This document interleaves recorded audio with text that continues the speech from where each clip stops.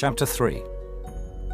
Now Jehoram the son of Ahab began to reign over Israel in Samaria, the 18th year of Jehoshaphat king of Judah, and reigned 12 years.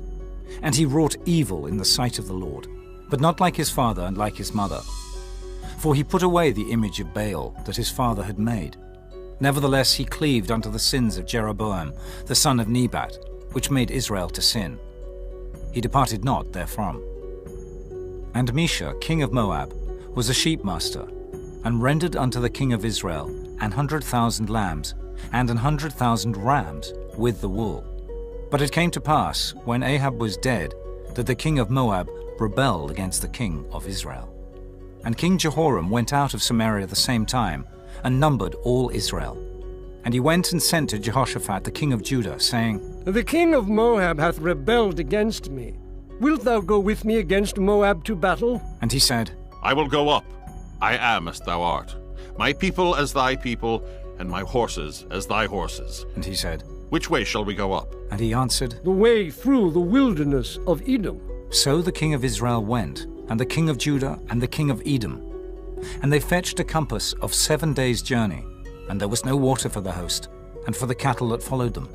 And the king of Israel said, Alas, that the Lord hath called these 3 kings together to deliver them into the hand of Moab. But Jehoshaphat said, Is there not here a prophet of the Lord, that we may inquire of the Lord by him? And one of the king of Israel's servants answered and said, Here is Elisha, the son of Shaphat, which poured water on the hands of Elijah. And Jehoshaphat said, The word of the Lord is with him. So the king of Israel and Jehoshaphat and the king of Edom went down to him. And Elisha said unto the king of Israel, What have I to do with thee?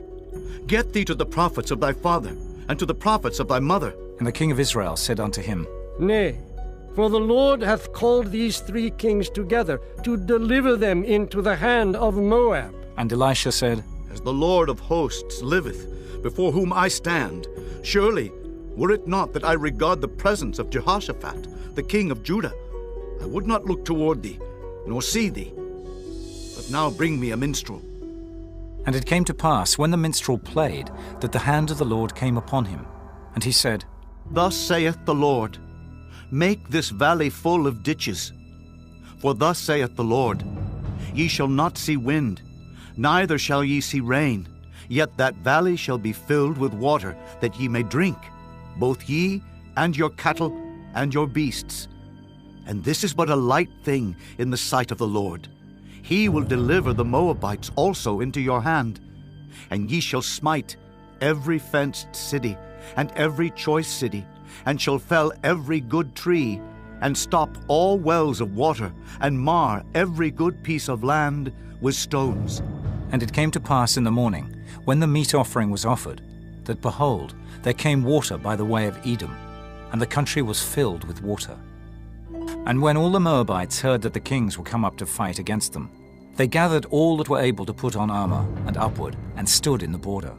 And they rose up early in the morning, and the sun shone upon the water. And the Moabites saw the water on the other side as red as blood. And they said, This is blood. The kings are surely slain, and they have smitten one another. Now therefore, Moab, to the spoil. And when they came to the camp of Israel, the Israelites rose up and smote the Moabites, so that they fled before them. But they went forward, smiting the Moabites, even in their country.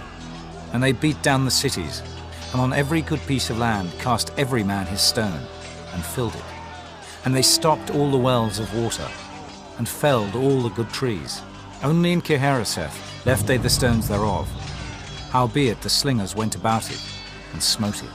And when the king of Moab saw that the battle was too sore for him, he took with him 700 men that drew swords, to break through even unto the king of Edom, but they could not. Then he took his eldest son, that should have reigned in his stead, and offered him for a burnt offering upon the wall. And there was great indignation against Israel, and they departed from him, and returned to their own land.